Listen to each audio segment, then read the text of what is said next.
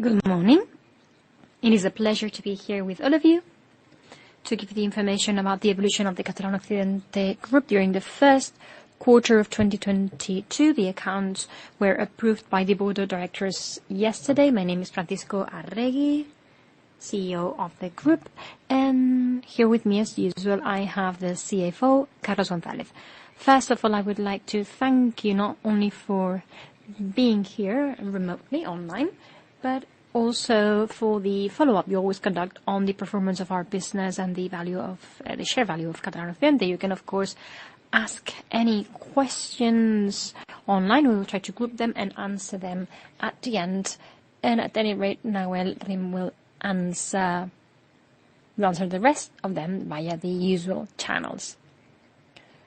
I was saying we're going to analyze in detail how we're doing in 2022, but without further ado, I would like to say that in a still difficult context, with the financial recovery not being complete yet because of this high inflation rate, close to 10% in Spain, and with the Russian conflict in the background, we have closed the first quarter that we consider very good, with very significant advances in the three basic pillars of our general policies. Growth with an increase of 8.5% in turnover, profitability with an increase of the consolidated result of 19%, and in solvency confirming this estimation that we made of a solvency ratio of 220% with an improvement of 4 points versus year-end last year. We will tackle the topics that you can see on screen. We will start with the global economic environment. You know the environment perfectly well, even better than ourselves. We've had many years of continuous growth. It is true that there's been volatility due to globalization in a very specific environment with very low inflation and very low interest rates. Everything changed radically with COVID at the end of 2019 with the supply problems and then the lockdown and stopping of the industry, and these led to what you can see on screen. The economy dropped in 2020 by 3.1% globally, 3.4% in the US, 6.4% in Europe, and in Spain, unfortunately, a higher drop, closer to 11%.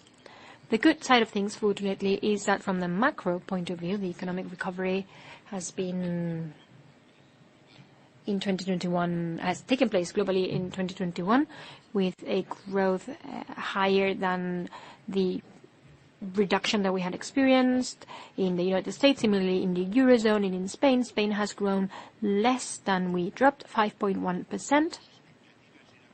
The expectations were good. The expectations were of growth for 2022, and now the focus is not so good. There's more uncertainty. We will, at the end, see the impact of the increase in the price of raw materials and energy, which is causing a very significant inflation, and, of course, the consequences of the Russian conflict. You know the financial markets perfectly well, with interest rates that are still very low, but that are picking up in all areas with very significant valuations in 2021 and in 2022, a poor performance of the stock markets. From the point of view of the insurance sector in Spain, our main market, truth is that for many years, since 2015, we had been growing with uninterrupted growth. The year of the crisis, the COVID crisis, 2020, we had a drop of 8% in premiums. And in 2021, as you know, the sector grew by 5%. And the first quarter of this year, as per ICEA, very recent ICEA data, the sector has grown by 4.3% with the breakdown that you can see on screen, growing with growth in all lines, 3.4% in life and 4.9% growth in non-life. Specifically, in interesting is this increase in 1.6% in motor because of the highly competitive nature of the sector, and 5.1% in multi-risk. In the context described, I said things have been going well for us in the first quarter, with growth both in turnover and result, both in traditional business and credit insurance. We will see this in the summarized P&L, income and results. In turnover, we have grown by 8.5%, and the breakdown is as follows. Traditional business, a growth of 3.7%, 5.1% in recurring premiums, which are the ones that contribute a higher value, growth in all lines of business, and the CFO will give us more details about that later, but growth in all lines of business, including motor, a bit above the sector, 2.1% in our case, which is especially relevant since we come from exceptional results and the market is extraordinarily competitive in motor in Spain. And in credit insurance, as you may all remember, in the year of the crisis, 2020, we dropped by 5% in turnover, and in 2021 we grew more than 13%, and we are in a good position in the first quarter of 2022 with 15.2% growth, which translates into 14.9% increase in acquired premiums. This is all due to multiple factors, some improvement in new production, cancellations that despite having gone up a bit, they stay at very reasonable levels. It's true that the renewal rates are dropping in the first quarter, but we have the impact of the higher sales of our policyholders, part of this with the impact of inflation. And regarding results, you can see these on screen at the moment. Consolidated result increases by 19%, 19.8% if we talk about the attributed result, and this 4.6 million of non-ordinary result helps somewhat as compared to the minus 2.1 of last year. But the important thing is the improvement of the operational results of both of our businesses. The traditional business, 8%, a very good evolution in all lines of business. And I would like to stress, and the CFO will explain this later, I would like to stress the exceptional behavior of performance of multi-risk with a growth of 162% versus the same period of the year before, despite the fact that the increase of claims ratio is consolidated due to the higher use of the home and the lack of weather events as we had last year. Secondly, a significant reduction of the motor result, 42%, as a consequence of the normalization of the situation, the use of vehicles versus the first quarter of 2021, in which there were still mobility restrictions. But I would like to say that the result in motor that you will see soon, 14.9 million in the first quarter, is better than the results we had both before the pandemic, in the first quarter of 2020 and even the first quarter of 2019. And in credit insurance, an excellent result, 79.6 million euros, with this increase of 17.8%, based on a still very low inflow of claims.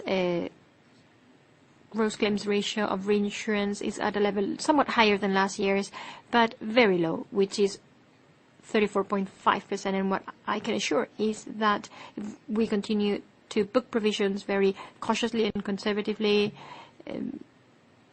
because we are foreseeing a potential worsening once the situation is completely back to normal, it may have an impact on the current situation, and of course the Russian conflict. As you all know, we have a global system for calculation of provisions, which anticipates claims ratio from the moment the sale is produced, based on parameters that we adjust based on the circumstances. It's also true that, as you will see, the high cost of reinsurance is still affecting us very much, some 80 million euros, 31 of which are a consequence of the government agreements that, as you know, were extended exclusively until the month of July last year. And we are still seeing some after effects of this. the repayments have been somewhat better than expected. We have continued to receive profit. We have to share that with the governments. But as I always say, these agreements, despite being at a high cost, had led to the advantage that we have not had to take more drastic underwriting measures. And of course, this has improved our relationships with our customers in the mid and long term. As to the makeup of the portfolio, nothing new. The weight of credit insurance is obvious since the incorporation of a trade use in our group, 60-40, even somewhat higher, 42% at the moment due to the higher increase of turnover in credit insurance. And from the territorial point of view, we are an international group, even if this is limited to credit insurance. At any rate, Spain continues to amount to almost 2/3 of our business, and the rest of our business is basically in Europe. You can see here the bottom of the chart. We see it's rest of the world is some 6%. And finally, and before I pass the floor over to Carlos, I would like to stress with this slide, that is very similar to the one that we saw in the last presentation, that without a doubt, in the current context, we continue, as I said last year, we continue to focus on the ordinary management of our businesses, but we are not losing focus on strategic aspects such as digitalization, innovation, that our future depends on, and sustainability, which is not only a legal demand, but also at the moment already demand of our investors, and even in the near future, our customers. So we have done a lot in the field of sustainability. You will find an explanation of all of these in the sustainability report on the website of the group. And what I would like to stress is that we have obtained at the end of the 2021 year, at year end, we've gotten an excellent rating by Sustainalytics. Third message, we maintain a strong solvency position. We'll see this later. And the fourth message is that we have a conservative dividend policy, but with growing dividends in absolute terms, and we always maintain our strong commitment to shareholder remuneration, even in the hardest of times. The share price evolution, you know this as well, just a couple of ideas here. Very good in the long term with annual revalorization rate of 10.52%, much better than the indexes that are closer to us.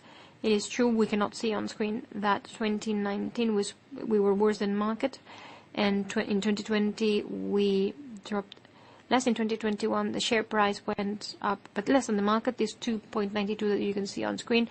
And in this first quarter of 2022 the share price has dropped, as you all know, by 7%. At any rate, I was saying that we have a conservative dividend policy, but at any rate, with a growing dividend in absolute terms, we stick to our strong commitment even in the toughest of times. On the slide that you can see at the moment, you can see that even at the moment of the financial crisis of 2008-2009 that impacted credit insurance greatly, we were able to maintain and even slightly increase the dividend. And from 2010, we've been having consistent dividend increases that had been between 6 and 7% in other years. But as you perfectly well know, regarding the dividend charged to results of 2019, specifically the complementary dividend, we were forced, following the recommendations of the supervisor bodies, EIOPA, the DG Insurance, we were forced to reduce the dividend, the complementary dividend of May 2020 by 45%. As you also know, last year at the April AGM, we agreed on a complementary dividend that went back to the previous track. We doubled the dividend, and the increase was close to 30%, the highest in the history of Catalana Occidente. And 20 July and February of 2022, we paid out 3 dividends of an approximate amount of 20 million euros, which means 5% increase as compared to the same dates of the previous year. And at the moment, the AGM that we held yesterday agreed on a dividend charge to results of 2021 to be paid out on 11th of May of 53.55 million, 10% above that of May last year, which means an increase of the total dividend by 7.3%. And now, Carlos, if you shall continue with the breakdown of the P&L. Very good. Perfect. Good morning. As usual, I will give you greater breakdown of the performance of the businesses. We'll start with the traditional business, where our diversification of products and the high retention of customers has allowed us to promote the growth of turnover with an increase of recurring premiums of 5.1% up to 843.4 million euros. As to the technical result, also a favorable performance of general insurance, especially multi-risk, which allows us to compensate the normalization of the motor result. The combined ratio is now 88.7%. We have reduced it by 0.2 points. On the other hand, we've also had a favorable evolution of the financial technical result of life with a growth of 9.4%. All of this leads us to a growth of almost 12% in the technical result and 8% of the ordinary result. And now on to different lines of business, starting by multi-risk, which grows by 7.5%, better than the sector, growing at 5%. And here we can see the growth of the different premiums of around 6% and a favorable contribution of industrial. The combined ratio is 88.5%, almost 7 points above last year. And this is a consequence of the lower impact of weather events during this year. Last year, remember that last year we suffered from the effects of the Filomena weather event with an impact of 11 million euros net of reinsurance in the previous year. So the increase of premiums and the reduction of claims ratios in this line of business leads to a leap in the result, tripling and going up to 20.7 million euros. And now on to motor. We should stress here that after several quarters of drop, we increased the turnover by 2.1%. And this 2.1% is in a line, or somewhat better even, than the behavior of the sector. And here we have detected a drastic recovery of commercial activity on our side, and together with the maintenance of the good retention of customers has allowed us to growth in terms of number of customers. The combined ratio is at 90.6%, with a normalization of the technical cost, 66.8%, 6.3 points above 2021. And 2021, a year that we're comparing with, which was still affected by the reduced mobility due to COVID. The result has finally reached 15 million euros. And here we should stress this result comparing it with years that are directly comparable in which COVID was not present. For example, 2019, 11.4 million, and in 2018, 10.3 million. And now if we continue with with other, 7.4% increase of turnover affected by the recovery of the economy. And we maintain an excellent combined ratio around 85% with a technical result a bit higher than 12 million euros. In life, we continue with a growth in periodic premiums, in health products, funeral insurance, which offsets the 10% drop in single and supplementary premiums. As mentioned on previous occasions, it's not very commercially attractive.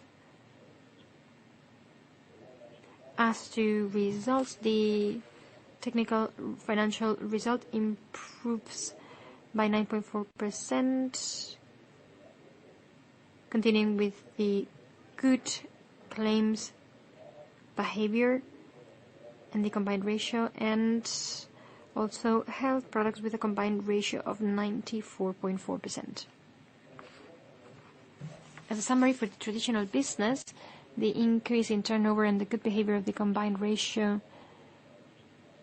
and the lack of weather events allows us to offset the normalization of motor results and increase the technical result by almost 3% up to 70.8 million euros. On the other hand, the financial result is still impacted by the interest rates that are still low. The financial result drops by 2.1 million euros, And in the end, the ordinary result increases by 8%, as you can see on screen, up to 81.6 million euros. Now onto the credit insurance business. In this business, the premiums go up to 521 million euros, a growth of 14.9% due to the good performance of the turnover of our customers, mainly due to the economic reactivation and the effects of the increase of inflation on the turnover of these customers. As a positive effect affecting greater commercial activity, we have the increase of risk exposure, obviously in a selective manner.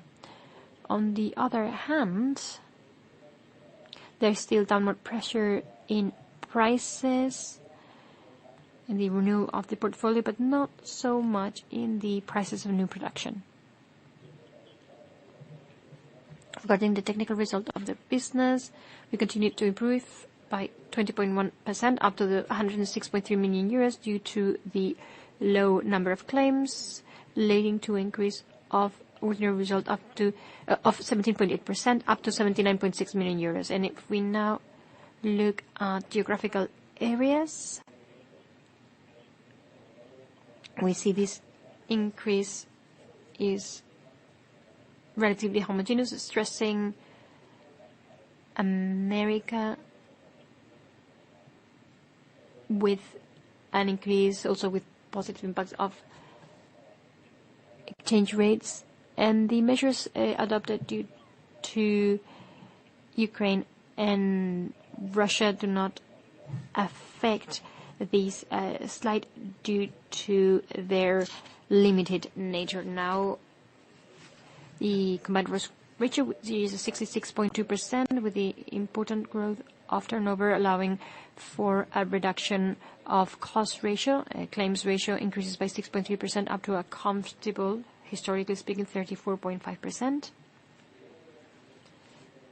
The number of claims increases, but this is rather as a consequence of the low starting level as compared to last year, because we have not detected yet, we have not had increases of claims directly related to the Russian-Ukrainian conflict. I would like to say again here that we continue with our cautious provisioning criteria as in 2021, and that Mr. Arregui already mentioned. In terms of risk exposure, it increases by 4.6%, despite our exposure to Russia dropping almost in half ever since the last presentation in February this year. Around 0.5% of our total risk exposure at the moment. And finally, as a summary, the drivers of the year. Income has increased notably, mainly due to the increase in turnover of our policy holders, and these related to the higher economic activity and the inflation. The result net of reinsurance has increased moderately, also due to the lower number of claims. And in reinsurance, we've also mentioned that the better behavior of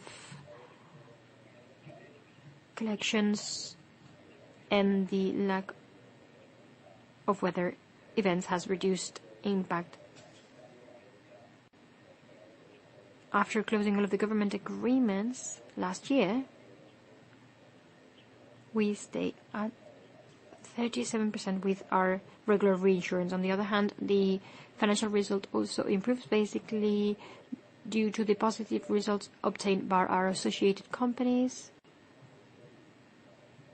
offsetting the negative effects of exchange rate. Ordinary result is at almost 80 million euros with this 18% increase that was already mentioned. And that was all from me. Mr. Arregui, I'll pass the floor over to you. I'll continue. Francisco Arregui again. We're living behind the P&L now. And a few words on capital investment and solvency. From the point of view of permanent resources at market value, you can see that they go up to 5.101 billion, reduction of 1.7% since the end of the year. We'll talk about this in a minute, but at any rate,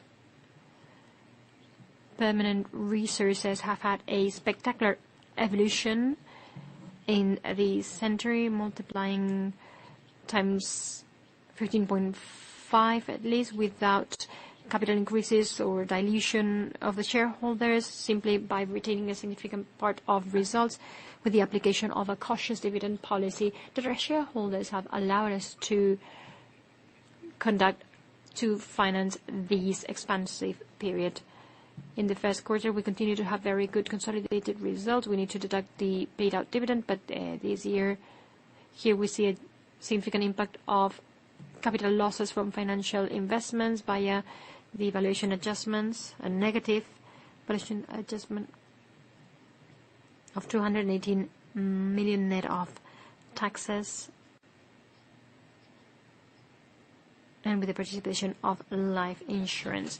As to solvency, which is of course an essential magnitude in any insurance group, as you can see on screen, we can say now this is basically final. We have the report of the auditors, and we can finalize these results to 120%, an improvement of 4 points versus year-end of the previous year. You will receive all sorts of details, including sensitivity scenarios, etc., when we publish the report on the financial situation and solvency, the consolidated report on May. But I can already tell you that the main drivers of the improvement are many, but the main ones are the retained profit in the group, and also very significantly the fact that the rate increase, even if moderate, clearly impacts the value of liabilities more than assets because of their different durations. And of course, the excellent claims ratios in credit insurance. At any rate, this is a solvency ratio that we're very comfortable with, very good solvency ratio, better than most of our competitors. All of the companies of the group are above 180%, around 160, even in the most adverse scenarios. And our own funds are of high quality. You can see 95% are tier 1. 100% of our equity. The rating agencies acknowledge our solvency position and the solidity of our business model. AM Best for all of the operating entities of the group, and Moody's for the credit insurance business rate us at A and A2 respectively. And on screen you can see the investments of the group. Here we can see the distribution coming up to a bit above 15.5 billion, with a minus 1% variation as compared to year-end 2021, as I said a minute ago. And I don't want to bore you with details. You will find all sorts of details both in the annexes of this presentation and the quarterly report. I would only like to stress again that we have a cautious investment policy, and at any rate a very stable one with diversified investments, as you can see on screen. And as an insurance group, we have assets that are befitting our liabilities, liquidity, profitability, duration, etc. So as a whole, in all of the terms of the joint asset and liability management. And that will be all. Here you have all of the annexes, all of the information. And let's see if we can now answer some of the questions that you have asked remotely. Thank you very much, Francisco and Carlos, for your presentation. Next, we will start with the Q&A session, answering the questions that we've received during the presentation. As usual, the questions received have been grouped by topics. We will start with questions about the traditional business in the line of multi-risk. Given the increase in turnover and the better claims ratio, there is a significant increase of the result vis-à-vis the first quarter of 2021. Could you go deeper into the causes of these improvements? I understand that the question refers to both turnover and the claims ratio, so the results. Starting with the turnover, all lines that are related to home and similars, well, in those we continue to see a growth of around 6%, but industrial lines additionally have had an increase in turnover of over 15% as a consequence of the concentration of relevant transactions in this first quarter. This growth will, of course, normalize throughout the year. And regarding claims ratio, let me remind you that last year, I already said this in the presentation, we had the negative impact in the P&L, net of reinsurance of around 11 million, as a consequence of different weather events during the first quarter. Remember Filomena, Hortensia. And in this first quarter, 2022, we have not had any significant weather events, so this had led to an improvement of more than 6 points in the claims ratio, and this has led the combined ratio to 88.5%. Of course, the maintenance of the combined ratio will depend on weather events throughout the year. If they existed, we understand that the claims ratio would go back to levels similar to those of the last 2 years. We continue with questions on credit insurance. Can you explain in more detail the result of credit insurance results, the increase of premiums and the TP, given the uncertainty in Europe is not concerning to you? And finally, what can we expect for this year in credit insurance given the Russia-Ukraine conflict? These are several questions wrapped into one. Truth is that the behavior of credit insurance is the one that always generates more doubts, especially in the past few years where, unfortunately, we've been going through exceptional situations. The pandemic in 2020, with everything that it has involved also in 2021, and now the price increase and the invasion of Ukraine. So I will try to respond in an orderly manner.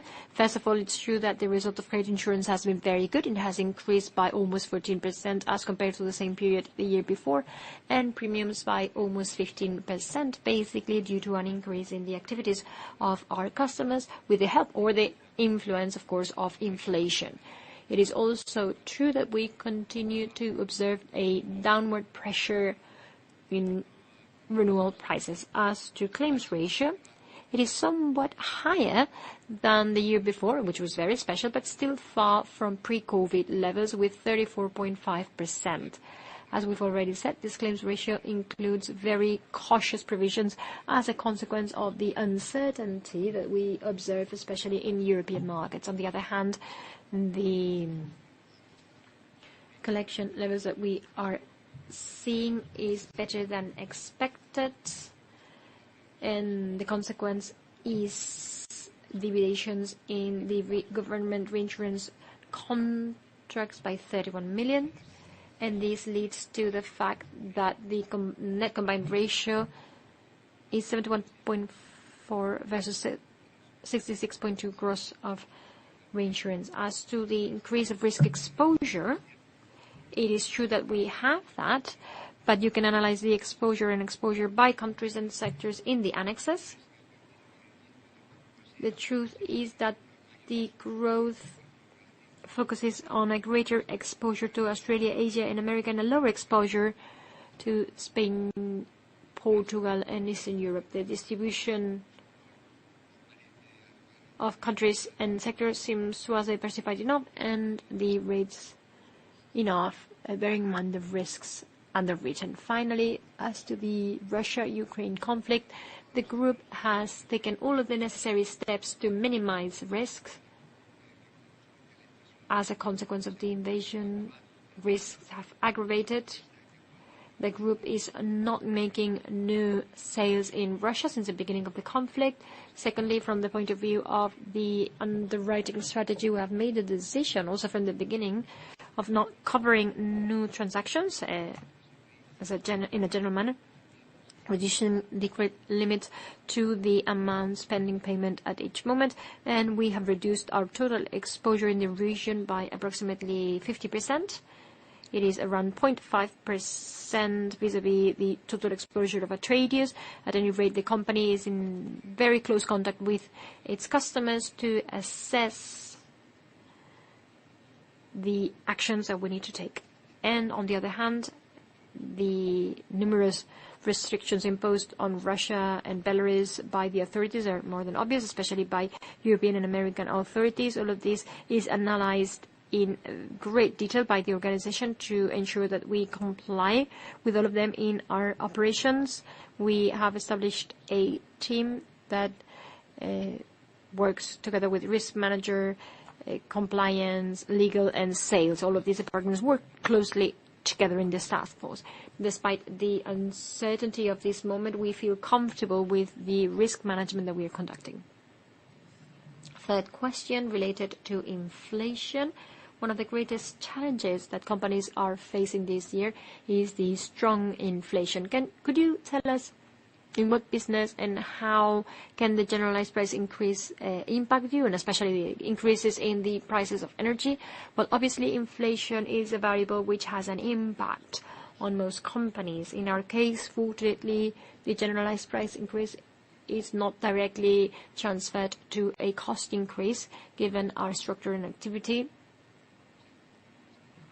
For example, if we go through the different businesses in motor, there is obviously a pressure on costs for the repairs of material damage, but we have mitigation measures in place to mitigate costs, basically because we have a network of workshops and professionals, trusted professionals, who try to apply the best repair practices, but at the same time adjusting costs while offering the same top level of quality and service to customers. The same thing happens in other lines of business, for example, multi-risk, especially in home.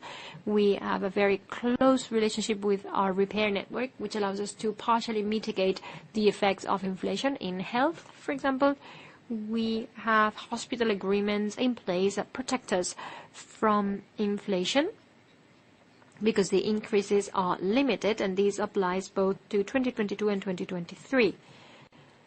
As to the impact of inflation on credit, we have already analyzed this. On the one hand, it means an increase of our income as well due to higher sales by our policyholders affected by inflation. It is possible that the liquidity tensions deriving from cost increases are factors that may affect us, but at any rate, we bear in mind the selection of risks in the application of rates and risk selection.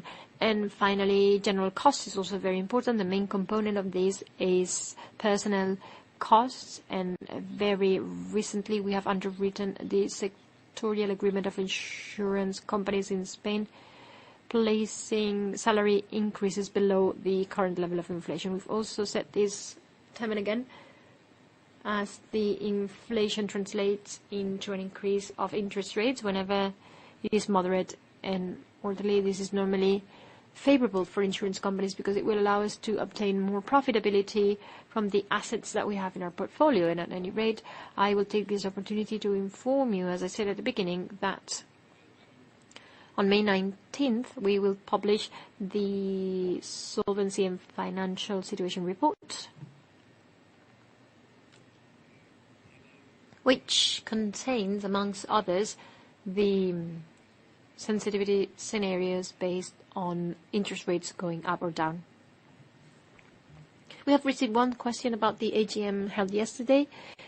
You talked about the merger of the traditional business companies. Could you tell us when this is going to take place and what do you expect to gain from it? I think we've already talked about this. I have talked about this on previous occasions. At any rate, as you know, our group has grown a lot via acquisitions in this century.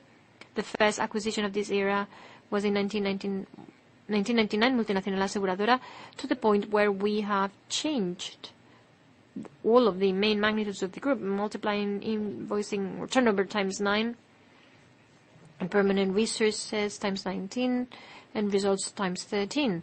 So in this context, at GCO, we have been working on an integration process of operational and service platforms for years, which has allowed us to be more efficient and to simplify and optimize processes, reduce costs, and obtain a competitive advantage in the provision of services to our policyholders. And we have also continued with this strategy with the integration of our product platforms that allow us to have an homogeneous offering in all of our companies. And at this point, we have to continue making headway in this strategy via the unification of the business companies, which is something that shouldn't happen this year. It should happen throughout 2023.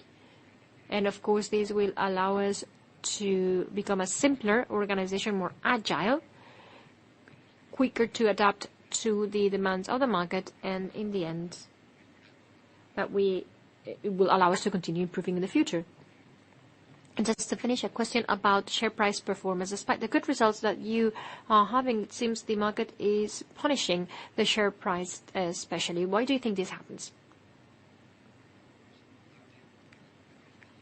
I think there's no doubt that the company is far from having the share price that we deserve based on the fundamentals. You may know this better than us, but there are many reasons. It is obvious that the degree of liquidity of the share does not help, but when there's been a significant drop in the market, the share price has performed rather well.